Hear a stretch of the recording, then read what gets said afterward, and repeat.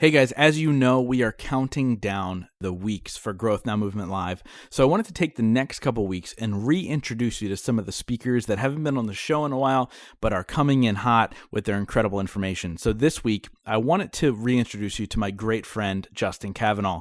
The cool part about this episode is back when I did it, him and I weren't super close. So I was able to conduct the interview, get to know him a little bit better. He got to know me a little bit better, and the relationship grew from there. So why is he speaking at Growth Now Movement Live? He is speaking there because he's been a catalyst in my growth. He's been a catalyst in building my business, in building my confidence, in building everything that I'm currently building now. He was the guy who really set it up. Now, if you guys know my backstory, I set a goal in 2017 where I said, I want to feel like I belong at the table. What that means is I want to feel like these people that I get the opportunity to interview, I want to feel like I deserve to interview them. And by the end of that year, the Inc. magazine article happened and things started to really blow up for me. And in 2018, I said to myself, I want to be at the table. And by the end of 2018, these people were reaching out to me for business advice. They were reaching out to me to talk and hang out. And it was a great thing where I was like, cool, I set a goal and this is happening. And I was saying this to Justin and he turned to me and he goes, now you do realize in 2019, you're setting the table. And that's what Growth Now Movement Live is all about. I'm setting the table for you guys as the listeners to come and be a part of this event and to truly connect and grow your business, grow your life, and grow everything that it is you're trying to do in life. Because, without growth, we're dying. And so I wanted to take this opportunity to honor Justin Kavanaugh, reintroduce you to his episode, and let you guys know that this guy is absolutely the man. You're going to love his message. You're going to love the value. I believe he's the dark horse of the event, and I think you guys are absolutely going to connect and love him. So without further ado, let's get into the old episode with Justin Kavanaugh. Welcome to the Growth Now Movement. I am your host, Justin Schenk, a public speaker and entrepreneur. Every week, I bring you amazing guests with incredible stories of growth in business and in life to help transform and shape you into the person you were born to be. It's now time to let the growth begin.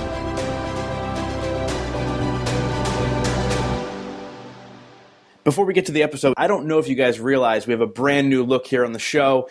The designer that did it, she did an amazing job. You guys want to go check her out. It's nikkiforlazodesign.com. The link is in the show notes. She does all types of graphic design, marketing, branding. She can do pretty much anything for your business. She can really make you look like you are top-notch no matter what. She's a great listener, and she's able to take your information and plug it in and really make your brand pop. So make sure to check her out, nikkiforlazodesign.com. Use the promo code GrowthNowMovement to get 10% off your first services with her. She's absolutely phenomenal, guys. With all that being said, it is now time to introduce you to my next guest. This week, I sit down with best-selling author, Justin Kavanaugh. Justin is a sought-after speaker, consultant, and coach. He's an incredible entrepreneur who shares his wisdom in this episode. We talk about how to overcome adversity to achieve new heights. We discuss how sometimes life has a different path for you than you intended and how you're able to embrace that and use it as a strength. This episode is beyond powerful for anyone who's been derailed in life by setbacks. It's now time to man up with Coach Cav. And so without further ado, I present to you Justin Kavanaugh.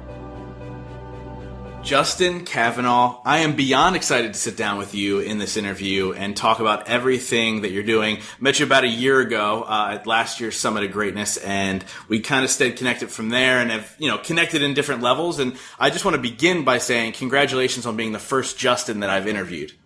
Well, I just want you to say congratulations because you obviously picked very good parents because they chose the right name. It's a good name, but in all honesty, man, thank you so much for taking time out today, inspiring my audience, and really diving in. Well, I don't know if I've done that yet, but thank you for having me. But I know you will be, just from the conversations that we've had, and I know that they're going to be beyond excited. And obviously, when you look at the exterior of who Justin Kavanaugh is, you're in the sports world and you're helping these athletes get to the next level. You're helping them train at the NFL Combine and all these other great things, right? But what I found out is there's so many more deep layers there with you beyond just what people see. So that's what we're really going to get into today. But why don't you tell us how you really got into the sports world? Well, before we talk about all those deep levels, because some of them I'm sure are probably scary, but But as far as how I got into the sports world, I mean, I was an athlete my entire life. I was born and raised in Miami. I was a 5-sport athlete. And basically, if there was competition in it and you thought you were better than me, I wanted to be a part of it, right? I'm the youngest of 2 brothers. My older brother is 3 years older than me. So I got the crap beat out of me growing up. And I played with his friends who were normally 2 or 3 years older than him. So I was the little, run of the block, and I had to kind of chew and claw and fight my way, into any game. So I was the last guy picked for anything, and I basically said I don't want to do that at all. I want to make sure that I was always one of the top guys, and the only way to do that is to be competitive when you're not, right? Because you have to figure out a way to work your way up somehow. So I was a 5-sport athlete, went on to college, played football, and how I got thrusted into coaching primarily was frankly by accident. I got forced into the field. So I was an athlete in South Florida, which in Miami, athletes kind of stick together. I mean, a lot of kids in that area, they want to do that to get out. They want to play sports to get out of their current home and the situations. Now, that wasn't the boat I was in. My parents, I joke around, they spoiled us rotten because, frankly, we never looked at other people's money. We always looked at what we had, and that's all that mattered. But what was really interesting was that a lot of the guys trusted me. I had everybody's back, and that's kind of the crew that you ran with. And what happened is one of the athletes, as they were getting ready for their NFL combine and they made it into the league, their agent and their manager, he found out were stealing money from him. And so he comes up to me one day after they fired them and was pissed off, said, "Cav, you're training me." I'm like, "What do you mean? I train with you," because we're all athletes and we're trying to get better. And he's like, "No, I trust you. You're training me." Wow. So at that moment, I realized that every relationship from a trainer, from a coach to an athlete, and even from person to person, stemmed off of trust. So at that point, I was almost like, you had to kind of fake it till you make it, because I didn't know what I was doing. I was in what I call OS mode, right? Oh shit, right? I didn't really think I was good enough to train pro athletes because I wasn't even one myself, and I wasn't finished with my athletic journey. But I had to, because people entrusted in me with their body and with their career and their livelihood. So I had to kind of learn until I made it. How did you get into the okay mindset of saying fake it till you make it, and I'm just going to jump in? Because most people will go, like you said, oh shit, I can't do this, and then just don't do it. So what was your big drive to want to jump into that role? I think it all comes down to, frankly, my parents put a lot of confidence into my life. I mean, because they made it very clear, if you want something, go make it happen. They never really spoon-fed me along the way. So by telling me I sucked, or telling me that they were being very real with me every single time. So when I was successful, they made it very clear that I was. Sure. So that actually instilled real confidence versus the fake confidence that a lot of parents kind of instill today, which is Johnny's good at everything. And when you're good at everything, what happens is you have no awareness about your own self and your skill set or your strengths or your weaknesses. You don't know the difference between the two because everything looks awesome. Mm-hmm. So by knowing what I was good at, my parents were like, "Hey, well, if you got to do that, then do a good job. And then here are the tools to make that happen. And if you really want something bad enough, you're going to figure out a way." Sure. So I think it all came down to the confidence that I had, and probably, ego and lack of humility and all of those things when you're young, that you think you're Superman, right? You think that you fix everything. And also the idea that, you're unstoppable. Yeah. But deep and down, there were some real insecurities of what I could do as a coach. Am I good enough to be in this role? I even thought that the minute that he gave me that opportunity. But then at some point, it's what are you going to do with it? Are you just going to sit there and do nothing? I was taught, at a very young age that you don't ever go backwards. If you stay still, that's going backwards. So You can't say you're going towards something or you're moving away. The reality of it is, if you're moving away, you're still moving forward, just not towards that direction. But if you stay still, that's the worst thing you could do. So, I figured out, hey, it's going to be a great skill set. It's going to be something I'm going to want to learn. I'm going to have an opportunity to coach people. So that's what I did. Took it and ran with it. Yeah, and I love that whole idea. And it's funny because obviously we're called the Growth Now movement. So we talk all the time about, personal development and growth in all areas of your life. And we're writing a book currently, and it starts out by saying the quote that says, "If it's not growing, it's dead." And that's exactly what you're talking about. If you're not striving to better yourself, if you're not striving to get to the next level, you're going nowhere, and you might as well just quit. So you get thrusted into this coaching world because your friend needed some help. Then all of a sudden you made it this business, and here's this business you're running in Washington, D.C. How does that transition happen? How does it go from like, oh yeah, I'll help you get there to, oh, another oh shit moment maybe. Oh shit, here's a business. So before it was a business, right? I had this opportunity, right? And I think that, when they threw me into this opportunity, it was great. But what really happened is through college, as I was playing, because I was still an athlete when I was training that one athlete, and then I started training everybody else, I was still an athlete.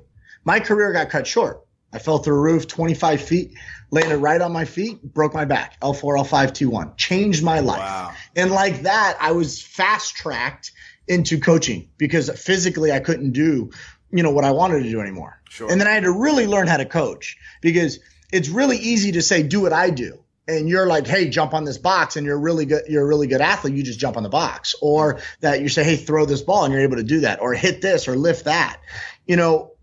When you're physically gifted, and I wouldn't say I'm super physically gifted, but I was a all-around good athlete, and I worked my tail off, and I was able to do a lot of things that I can't do today.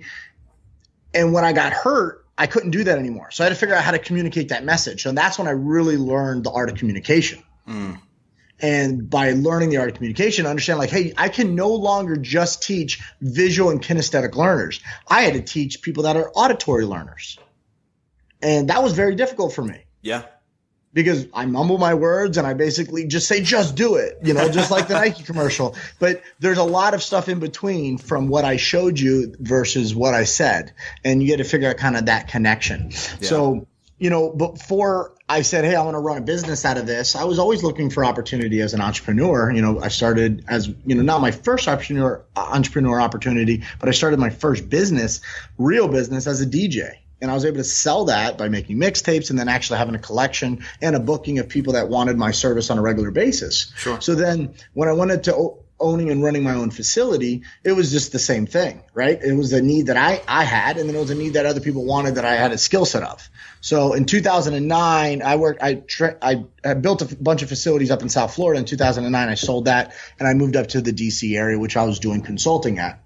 And then during my consulting experience with a lot of these facilities, I got super frustrated that the owners of these companies, they didn't really want to work, but they wanted the money, they wanted the success, they wanted the illusion of the 4-hour work week. And I think I was one that even misconstrued the 4-hour work week. It's product hacking, it's life hacking. It's not just working 4 hours. It's working hard and working smart. Yeah. So and that's kind of that's one of the things that I missed on. It's like, I could have probably done this smarter and had more leverage, right? So I got really frustrated with some of the owners that I was consulting with because I was giving them all the tools, but they just didn't want to do any work. And I think it's interesting. It's like Thomas Jefferson said, opportunities everywhere. It's just dressed in overalls and it looks like work. See, it's disguised. Most people don't want to take advantage of that opportunity. Why? Because it's too hard for them. So I was like, look, I'm tired of working with owners that don't want to actually put the work in. Yeah. So I wanted to work with people that wanted to put the work in, and I didn't find too many of them, even though I had a really good consulting business. So I said, you know what? I'm going to prove a point. I'm going to do it again. I was a world-class coach at that point, at least recognized from a lot of different areas. I still don't consider myself that today, but I've learned to understand that I have something of value to offer to a lot of athletes and to a lot of people. And if I can help them achieve their goals along that path, I really want to help them. So I decided, hey, it's not every day you get to be looked at as an expert in a field. I want to take advantage of that and be able to give back to the community. So we built a new facility basically from scratch. And now today, it's in the afternoon right now, and we've already seen 200 athletes. Wow. And we're going to affect a couple thousand kids every single year, and we're going to put 100 kids into college on Division I scholarships every single year. And we're going to be very fortunate to be able to impact these kids' lives because sports teaches a lot of life lessons. And along the way, right, these kids don't end up becoming professional athletes. They become professional doctors and lawyers or teachers or accountants or entrepreneurs. And if we can teach them the lessons of loyalty, hard work, perseverance, right, then we're doing our job. And that's the way I've always looked at it. Yeah, and that's the perfect segue because, I listen to what you're saying, and yes, your job is sports, right? You're training these athletes to hopefully groom them to be great athletes that become professionals and so on and so forth. But again, we can go back to there's a percentage, a very, very small percentage that actually makes it. and you hope that most of your people make it, but there's so much more to it than just the physical aspects of what you're doing. And we'll get into that with your book and you discuss a couple of things like that in your book. But what I wanted to go back to was that day that you fell off the roof and broke your back. I don't know where you were in your life at that point, but did you still have the hopes of becoming a professional athlete at that time? Oh, there was no question. I mean, if you think about, if I think about where I was, I know exactly where I was. It's one of those moments you don't forget. And we all have those things in our life that we never forget. Yep. This was one of them. Mm-hmm. So when I fell through that roof, the interesting thing about it is it was the fastest prayer I've ever said. I fell through the roof. I said to myself, first thing, oh shit. Second thing was, Lord, thank you for everything. Take care of my family. See you soon. Bang. And I literally thought that, I was on the, the stairways to heaven, not the ACD way, DC way, but that's where I thought I was going. So anyways, but I actually, when I landed, the first thing that came out of my mouth once I hit the ground was everybody okay? Because I was there with a couple of athletes. Everybody was fine. I knew I was in pain. I was scuffed up a little bit. But what was really interesting is we still had a workout to do. So I finished it. Get out of here. And then the next morning, I was supposed to help my dad, with some stuff at the house. And I didn't get up. I couldn't move.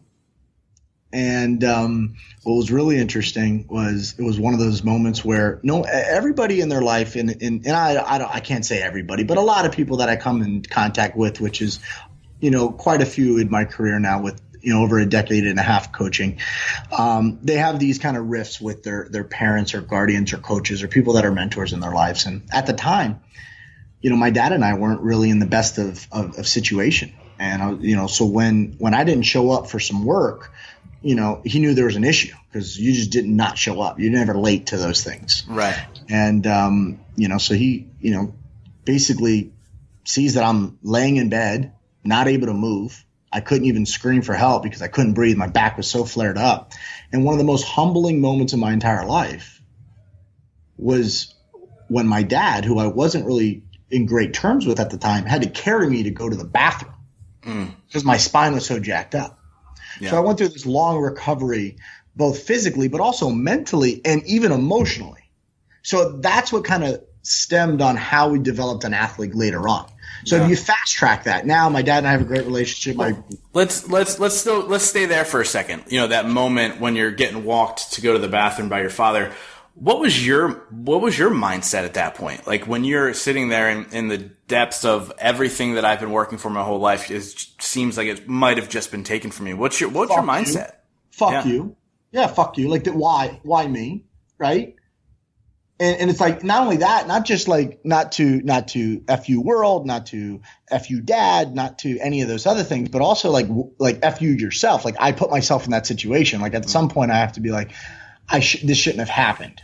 I should have been smarter. And then that's when you really you get really frustrated, and people call it depression or anxiety when you start to focus your energy on other people, and then you turn it around and you realize it was your fault. Now there's probably the only thing I could have done about that was that one situation was not have that happen, right? But no one could have known that was going to happen. I was at that age, like I said, I thought I was Superman. And again, you have all these humbling moments that really that change the way you think about yourself and your projection. See, I was on track in my mind to not only play at the highest level at the college, but then go on to play at the NFL. Like that was just going to happen. Like that was just my track that I was going to go on. Mm-hmm. And God had other plans. Sure. We talk about God's timing is a little bit different than ours. Yeah, but it's totally the right timing. So for me, that moment was really, I was pissed off. And then it's like, well, what can you do? Like when you're helpless, right? Like that's the point where it's like you're grasping first, you're looking for an answer. And there's nobody to give it to you. Like nobody could sit you down in a session, talk to you. There's nothing, no one thing that could happen that's going to really just change you at that moment, because you had to go through this grueling process. It wasn't like just snap your fingers, snap out of it, let's go, because I couldn't walk. Yeah. It wasn't like, all right, cool, you're going to give me a motivational speech and then I'm going to be able to get up. No, I can't get up. So you actually sit in this really bad place for a long time until you do something about it. And I had to do something about it. And the only way to do something about it was actually to move. And I wasn't able to move physically. Because I wasn't able to move physically, I had to move mentally. And that's when I learned how to become a coach. And then even after I was able to learn how to move mentally, I couldn't move physically again. So I had to move spiritually. I had to take my place from a very bad situation to a sound mind, right? And a sound spirit. That's when it became really interesting. That's probably when I found myself. Because if you talk to friends of mine that when I was in high school or, even in college, they would say I probably haven't changed. Yeah. Right. But I've done a lot of changing on the inside too. And I think that's a big difference. A lot of people don't see that as they look at your career because they just look at your progress from the outside, but they don't see maybe the progress or the hardship that you're going through on the inside. Totally. Yeah, and I love that. And you had said something along the lines of like accepting blame on yourself. And yeah, you're not 100% at fault for that. You didn't know the roof was going to fall through, and and you could blame yourself. But I do believe in accepting the blame, because when you accept the blame for something, you might not be able to fix it. You weren't in that moment able to fix your back. It's impossible, right? But you can start to heal in other ways. Like you were saying, you started to heal mentally and spiritually. And I think that that's super key. And I think the great first step to do that is to obviously accept blame. And so you hit the nail on the head with that one for sure. And now this is something, like you said, that you're teaching these athletes that are out current, like literally you turned the camera earlier and showed me out a window like there were kids jumping around.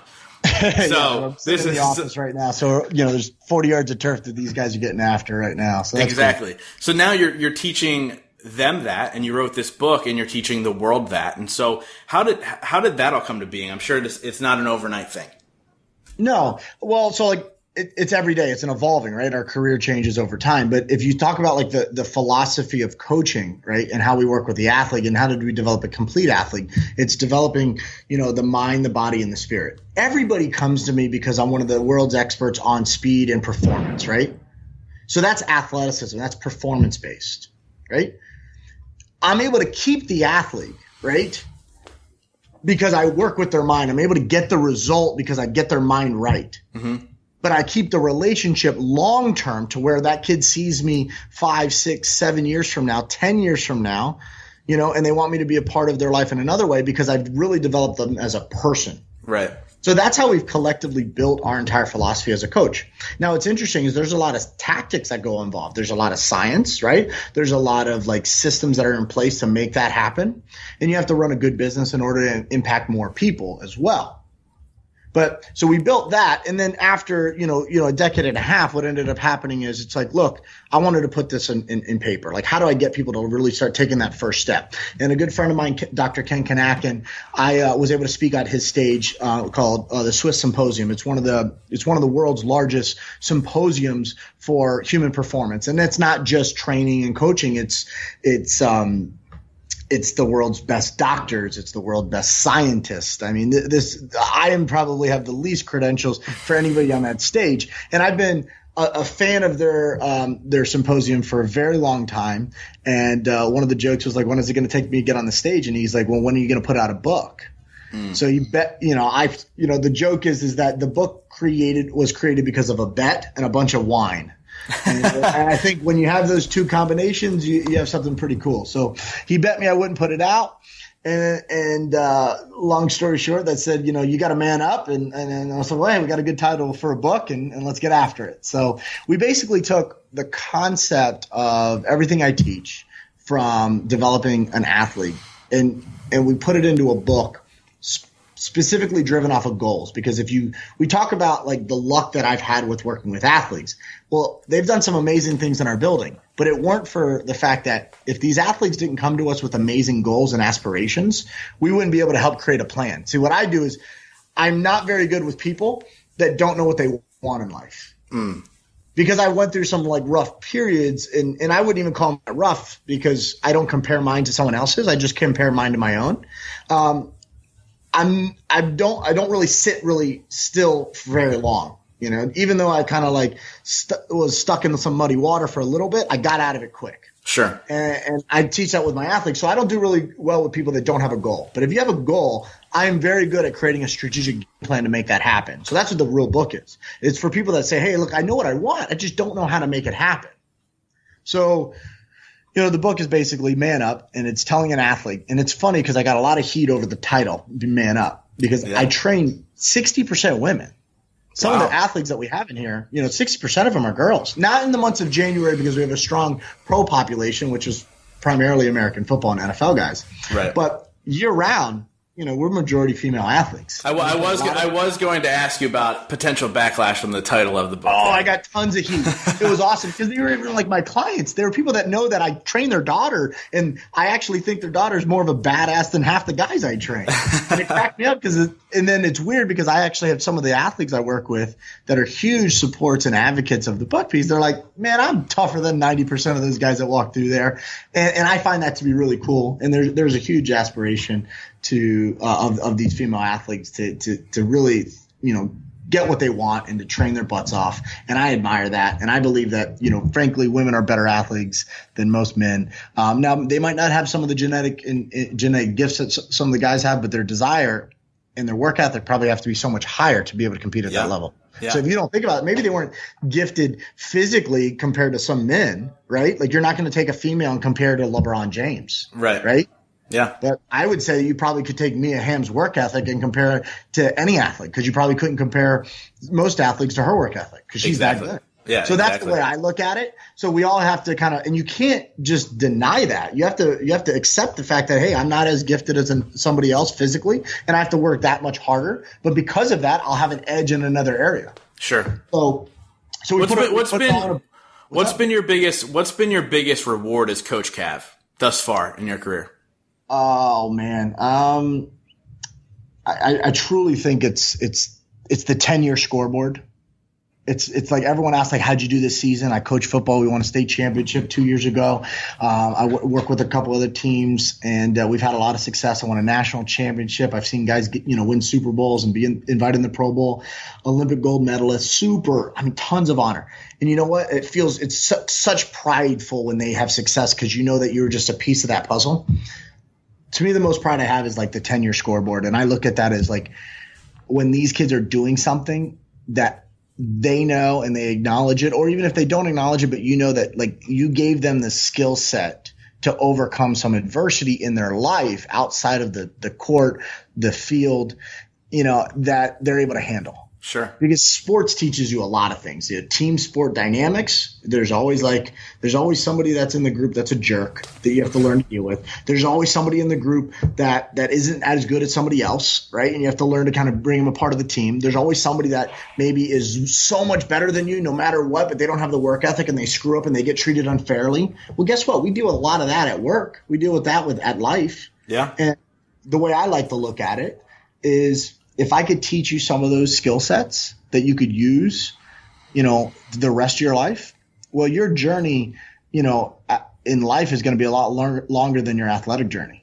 Yeah. So that's the most gratifying moment. You know what's great about this conversation? We've had Super Bowl champions on our show. We've had Olympic medalists on our show.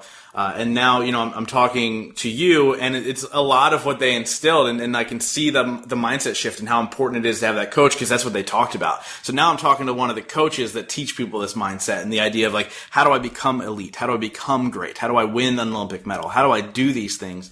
And I just love it because it's all tenfold. So I recommend people going back into the archives of the Growth Now movement and listening to those as well, and understand that there's an alignment. There's an alignment here that if you follow these simple things, you're going to find greatness in whatever it is. And I think that's beyond important. We keep talking about athletes, but these are things you can instill into your life with anything, which is these are high performers. So it's high performer patterns. It doesn't matter if it's sport. Like most athletes are extremely disciplined. Mm-hmm. Are most businessmen extremely disciplined? The successful ones, yes. The top tier, yeah, but the rest are not. Yeah. So it's like how about you analyze the top tier athletes and pull out some of them, right? Yeah. Pull out some of the traits and then implement it in another top tier group. I guarantee you're going to see some similarities. You talked about, interviewing some Super Bowl champions. Steve Weatherford, right? We both know him. Great dude. He's like, I'm a rookie in the entrepreneur world. It's like, no, you're not, because you're taking the principles of a decade plus career at the highest level of sport and you're utilizing them with value. Yep. And because of that, because you already have that mastered, because he showed the discipline, both physically and mentally, being able to deal with these things day in and day out for over a decade, that he's going to be able to just take that same, those same values and implement them in anything else he does in his life. And it's just going to skyrocket because the values are there. Then it's just a matter of tactics. Like, what's the skill set? What's the game plan? What's the strategy to get you to the next level? But the values have to be in place. Yeah. Yeah. And I've worked out with that guy as well. And I wanted to die. And so, yeah, it's definitely around. The last workout I did with Steve, I was like, do you see that? He's like, see what? And I was like, do you see that? He's like, see what, man? We're getting a pump. And I'm like, do you see the rust falling off? Literally, my rust was falling off my joints, as he's there. It's like, this is not only one of the biggest punters there is, but he's an all around good dude. Yeah. And there's a lot of lessons that you could learn from everybody. And it's funny when we look at, the parallels of, the athletic coaching career and how that works for people's life and people's businesses. The majority of the things that we've taken in our business and what I think has made us so successful is that we haven't looked at sport to look for advice for business. We've actually looked way outside of our area of expertise to grasp the concept of these masters and what has made them successful. And then we've utilized some of their tools and skill sets and strategies into our business, our way, making it ours, taking ownership of the way that we're implementing it, even though the strategy was something that was given from a completely different industry. Totally. Yeah, man. Absolutely. And I mean, just so many great points in this whole entire conversation, but I wanted to get to your book, which the full title is Man Up, the 5 Areas of Focus to Guarantee Your Athletic Success. Let's just dive in. What are the 5 areas? I mean, well, when you got to man up, the one thing I laugh about, I was in Barcelona, Spain with my wife on a trip. And, she'd tell me man up all the time, but we were joking around. We went to a restaurant and the waiter goes, I bet you would not bet an old Spaniard. And I looked at him and said, you got no huevos, man. So he looked at me, he goes, American, you got no balls. And he takes the drink and he tries to beat me. And we were just having a lot of fun. And it's true. It's like, hey, you got to grow some balls, right? And you got to man up. And what that means is this. You got to have balance, accountability, lust, love, and sacrifice. So to dive into those first areas, you got to figure out what balance is for you. And I'm not saying it needs to be 50-50. And if it is, it's probably not going to be successful. But there's only so many areas in your life that you could give attention to where something is going to actually fall through the cracks, or you're going to be leaking energy because you're not fully focused in the right area. So one of the number one rules for success is to focus. And you can't do that if you're out of balance. You can't do that if you're not focusing on the things that you want. So the first thing you have to do is figure out exactly what you want and then organize a lifestyle that is balanced, not 50-50 like on a scale, but balanced in a way that's organized based upon what you want to accomplish. Meaning that if I say I want to play at the next level, right, then my habits need to be organized around that. If I say I want to make money, then my financial habits and my work ethic needs to be balanced around that as well. And then the next area is accountability. See, if I have this perfect world of balance, right, and strategic priorities where I'm laying everything out the right way, but nobody's keeping me accountable and I'm not accountable to myself, then basically I'm not honest and I'm not trustworthy because my word is my bond as a man. And we've lost that in this day and age because, we could just say things and flip back and forth between different topics politically.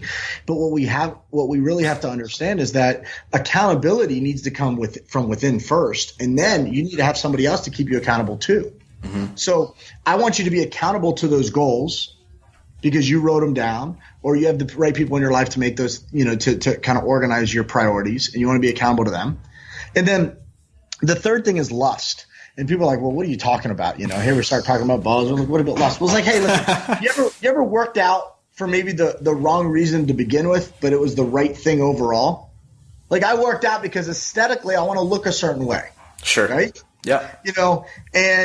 But you know what? Long term, it's probably really good for my health, or it's really good for my performance. But what got me motivated in the beginning was maybe this vain way of the way I viewed my body, or this vain approach of the way somebody is maybe perceiving me, right? The confidence or this image I had, and I want to work off of that. And you know what? That's okay. So in the book, I talk about my father being a firefighter and this lust that firefighters have of going into a burning building, which seems crazy. Like, why would anybody want to go into something that's burning?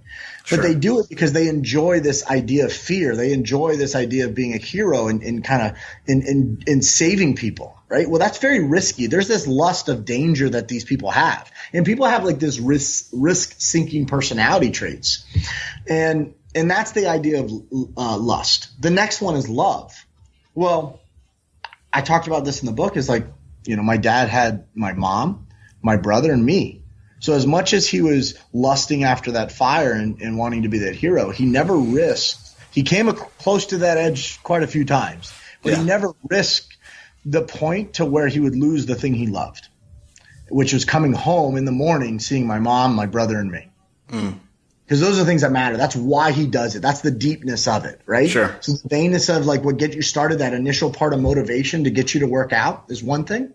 But to what keeps you doing it is because you understand that it's good for your whole body. And that's the love. And that's the thing that I think in long term is going to keep you going. And then the last thing is S, and that's for sacrifice. Because in order for these things to happen, you're going to have to sacrifice something. Thinking back to the beginning part of balance, it's going to be really hard for you to have your strategic priorities of 10 different things you want to accomplish. Right? Yeah. So yeah. You could probably, we talk about like the rule of 3, the rule of 5. Like you go more than that, it's going to be tough to spread. You're going to spread yourself too thin. So the way we like to look at it is, if it's not within your first 4, you're in trouble. Because the first 3 are who you are as a person to fill up your cup so you can give to the last thing. And so for mine, when I was in school as an athlete, because this book is written towards athletes, was God, family, school, and then football. So those were my 4, right? Often the third and the fourth one got mixed up a little bit, but I had to. Because even if I dropped this ball, right, and I wasn't eligible, I wouldn't be able to play. So as much as I wanted to put football in front of school, I couldn't. Because if I failed completely, what would happen? I wouldn't even be able to do what I loved. Right. Which is play. And if I don't have those first 2 in order, I'm not going to be able to give to what I really want to do. Because if you ever at work and you're thinking about things that are in your life that are stressful, or you're ever playing a game and something else is on your mind, well, that's because you're not sound in the first 2 areas of your life. So the first 2 are going to be the things that are going to make you sound as a person. The third one most likely is going to make you sound mentally. And the last one is the thing that's going to probably have this physical drive to keep you going in the morning, whether it be entrepreneurship, right? Whether that be, helping other people, because there's a lot of philanthropy into what people do as this new generation comes up. They want to really give back and do things for a purpose. And then sometimes it's, hey, I want to accomplish something. I want to compete with not only other people, but with myself to see how good I could be and just be the best version. So those are the 5 areas of success as an athlete, but you have to have all of those in order. And that's what we talk about manning up. And it's not just for guys. It's for everybody. Has nothing to do with your balls. Or lack thereof. It has nothing to do with what's between your legs. That's for sure. Absolutely, man. So this has been absolutely incredible. I mean, the information has been unbelievable. And we wrap up all of these with 5 rapid-fire questions. But before we get there, how do people get a hold of you? Where do they get your book? I know you've already hit number 1 on Amazon, which is absolutely amazing. But where do people get the book? And how do people connect with you? Where do you hang out? Frankly, it's social right now. I'm pretty engaged on Instagram. I have a pretty good following there, and it's not even about a numbers game. It's more about the right people, and we have a really good group of people. It's kind of cool. It's like no douchebags allowed. They kind of kick themselves out because everybody kind of like fixes that quick. But it's Instagram. It's Coach Cav. Twitter is Coach Kavanaugh. If you just look up coachcav.com or our training facility, if you're local or you're interested in actual physical training, that's Train SSI. It's the Sport and Speed Institute. What I do right now is I spend my time developing and working with our athletes here at the highest level, and then our coaching staff so they could run the business. And then I consult other facilities that want to be world-class coaches and badass businessmen. That's what we do. So you feel free to reach out. I think what's really cool is just connecting with good people. So all game. I love it. So I get into the 5 rapid fire questions. Some are fun, some are serious, but I can't shoot them back at you. No. I've actually probably answered most of these at some point. But I ask you this: answer with only one word or at the most one sentence. Oof. Okay, are you ready? So the first one is, what's the most embarrassing song you have downloaded on your phone? I used to say iPod, and then I realized nobody has iPods anymore. I've lost that loving feeling. Nice. That's a good one. That's not embarrassing. It's not embarrassing at all, but the problem is I sing it. That's the embarrassing part. We get it. If you could be a different person for one day, who would you be? I wouldn't be. If I had to answer that question, my wife. Because God knows what she has to deal with. I'd love to see what she actually deals with, because we all have our image of what we are. Totally. Who inspires you the most? I would say my mother and Tanya. Yeah. I mean, I think that they're without a doubt the biggest inspirations. I love that. If you could be remembered for only one sentence at the end of your life, so, your book is gone. I know you want to write more books. They're not there. But just be remembered for one sentence. What would it be? He did right by people. He wasn't the nicest. He was the honest, and he did right. I love that. I don't have a problem if somebody doesn't like me. I've never had an issue with that. Yeah, I'm in that club as well. So yeah, I have no problem with that. I have a problem if I didn't do right by them. Awesome. Very, very cool. So obviously this podcast is called the Growth Now Movement. So we wrap up every single podcast with this last question. And that is, in your life, what has been your biggest moment of growth?